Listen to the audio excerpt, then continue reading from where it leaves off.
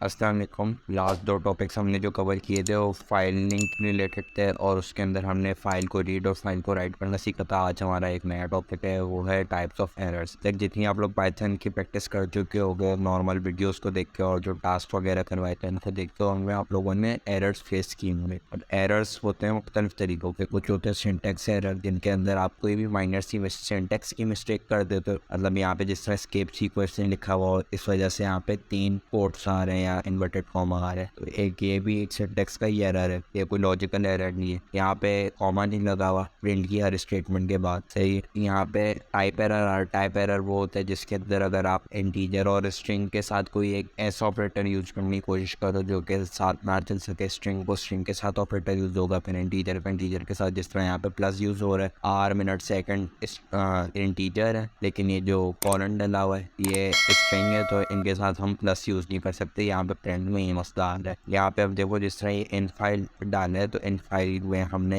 In file के अंदर ये जो sample.txt है, इसके साथ ये एरर आ रहा है कि ये कोई फाइल है ही नहीं। तो यहाँ पे IO एरर आ रहा है। IO एरर कोई एरर नहीं होता है, इसके बारे में थोड़ी देर में बताता हूँ, लेकिन खैर अभी हम आगे बढ़ते हैं। There are basically 2 types of errors, syntax errors and erroneous state errors. Syntax error वो होते हैं जो भी किसी भी सिंटैक्स या आपकी लिखावट में कोई मसला आ जाता है। एरोनियस स्टेट एरर वो होते हैं जो किसी लॉजिक या किसी और गलती की वजह से आपके एरर आप यहाँ पे सिंटैक्स एरर दिखाए हुए। Syntax errors are errors that are due to the incorrect format of a Python statement. अगर आप इनकरेक्ट फॉर्मेट डाल दोगे तो उससे सिंटैक्स एरर आएगा। They occur while the statement is being translated to machine language and before it is being executed. जब वो Python translate कर रहा होता है उसको मशीन लैंग्वेज के अंदर, तो अगर अब जिस तरह यहाँ पे हमने 3+4 किया हुआ है, इसको हम या तो देखो स्क्वायर ब्रैकेट करके करेंगे या तो राउंड ब्रैकेट करेंगे, लेकिन हम राउंड प्लस स्क्वायर ब्रैकेट हमने यूज किया तो ये सिंटैक्स एरर दे। यहाँ पे इफ की स्टेटमेंट गिवन है, लेकिन इफ के साथ आपको अगर पता हो तो यहाँ पे एक कॉलन डलता है, ये वो कॉलन नहीं डाला हुआ, इस वजह से सिंटैक्स एरर आ रहा है। प्रिंट हेलो लिखा हुआ है, लेकिन प्रिंट हेलो के साथ ब्रैकेट भी डलते हैं इस तरह करके, वो नहीं डले हुए, इस वजह से यहाँ पे एरर आ रहा है। लिस्ट के अंदर यहाँ पे कॉमा लगे हुआ, इस वजह से एरर आ रहा है। और इसके अंदर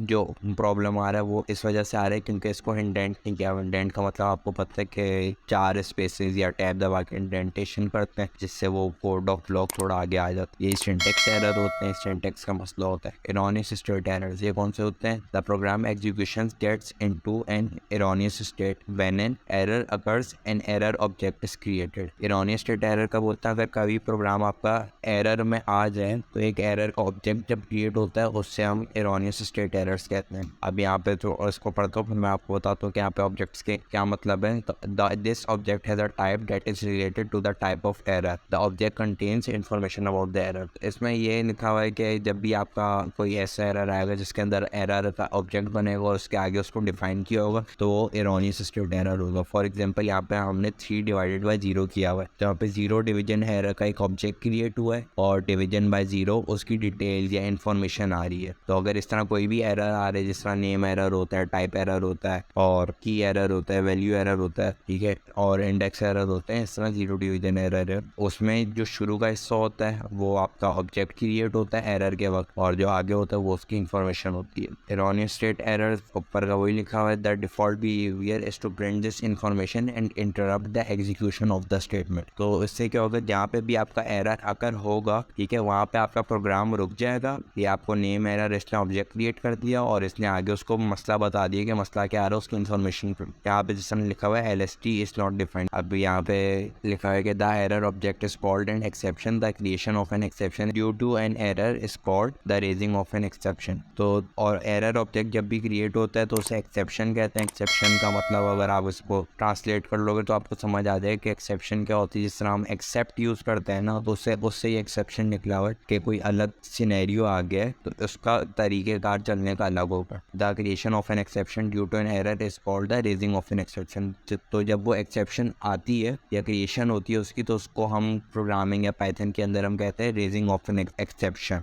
एक्सेप्शन को रेज कर दिया गया है, तो इस तरह इसको हम पाइथन के अंदर डिफाइन करते हैं। अब यहाँ पे एक और तरीका दिया हुआ है जिसमें यहाँ पे इंडेक्स एरर, यहाँ पे हमने 0 इंडेक्स दिया हुआ है, 1 इंडेक्स दिया हुआ है, 2 इंडेक्स दिया हुआ है, लेकिन अगर हम 3 इंडेक्स कॉल कर रहे हैं तो इंडेक्स आउट ऑफ रेंज आ गया, ठीक है, क्योंकि 3 इसके अंदर है ही नहीं। और यहाँ पे फिर एक और दिया हुआ है कि टाइप एरर दिया हुआ है, क्योंकि यहाँ पे हम लिस्ट को लिस्ट से मल्टीप्लाई कर रहे हैं जो कि पॉसिबल नहीं है, तो टाइप कौन सी बाहर आएगी, खुद ही सोचो। लिस्ट को हम कॉन्कैटिनेट कर सकते हैं, लिस्ट को हम मल्टीप्लाई नहीं कर सकते क्योंकि उससे कोई टाइप नहीं आएगी। लिस्ट को कॉन्केटिनेशन से ये होगा कि एक ही लिस्ट के अंदर सब कुछ आ जाए, लेकिन लिस्ट को लिस्ट से मल्टीप्लाई नहीं कर सकते। लिस्ट को आप इंटीजर से कर सकते हो कि फॉर एग्जांपल लिस्ट को 2 से मल्टीप्लाई कर दिया तो एक ही लिस्ट 2 बार आ जाएगी। लेकिन अगर हम लिस्ट को लिस्ट से करेंगे तो आप एक बार सोचो कि मल्टीप्लाई होगा क्या, उसके इंडेक्सेस मल्टीप्लाई होंगे, उसके अंदर जो इंडेक्स के अंदर जो वैल्यू रखी हुई है, कोई स्ट्रिंग है कुछ भी है, ठीक है, वो मल्टीप्लाई होगा क्या होगा। तो इसको हम इस तरह कर नहीं सकते, तो ये टाइप एरर आता है। इसी तरीके से यहाँ पे हमने इंटीजर 4.5 दिया हुआ। अब ये इंटीजर वैसे इसको तो कन्वर्ट कर लेता अगर यहाँ पे पॉइंट ना होता, 45 का स्ट्रिंग होता तो इसको कन्वर्ट कर लेता, लेकिन ये है फ्लोट वैल्यू तो इसको आप इंटीजर में नहीं कर सकते।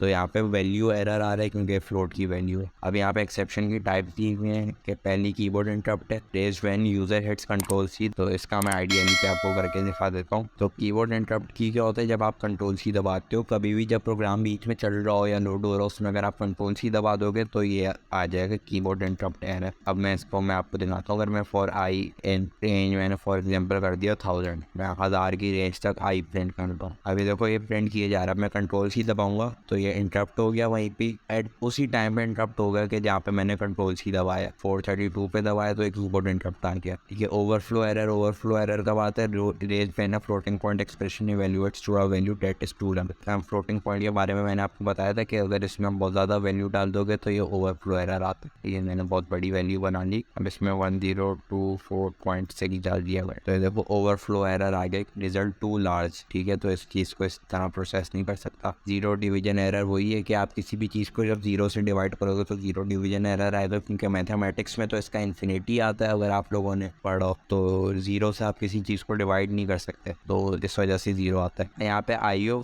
एरर था, लेकिन आईओ एरर अब नहीं होता पाइथन के अंदर, फाइल नॉट फाउंड एरर होता है। फाइल नॉट फाउंड एरर का होता है raised when an IO operation fails for an IO related reason. यार वैसे इसके नाम से भी पता चल रहा है कि फाइल नॉट फाउंड एरर क्या है, कि जब भी फाइल, अगर आपने फॉर एग्जांपल कोई भी फाइल का नेम ऐसा डाल दिया जो कि फाइल है ही नहीं आपके डायरेक्टरी के अंदर, तो फाइल नॉट फाउंड एरर आएगा। इसको भी हम आगे जाके देख लेंगे जब हम एरर की एक्सेप्शंस के बारे में पढ़ेंगे। अभी तो सिर्फ टाइप की एक वीडियो एक समझ लो बेसिक थी, तो इसके अंदर मैं ज़्यादा डिटेल में नहीं जाऊँगा, समझ भी नहीं आएगा। एक एक करके जब हम सारी एक्सेप्शंस को सॉल्व करना सीखेंगे तो उसके अंदर मैं आपको बताऊंगा। अच्छा, यहाँ पे आई ऑपरेशंस क्या होता है, input output operations. Input output यहाँ पे किसकी पर्टिकुलरली बात हो रही है, फाइल के इनपुट आउट इन आउट की बात हो रही है, कि फाइल को जब हम इन करते हैं, ओपिट करते हैं, ठीक है, उसके बाद उसमें प्रोसेसिंग करते हैं, फिर उसका फाइल से हम राइट करते हैं, फाइल को आउट करते हैं। ठीक है, तो उस चीज़ को यहाँ पे मुखातिब किया जा रहा है। फाइल नॉट फाउंड एरर तब आता है जब फाइलिंग में आप कोई मसला कर दो।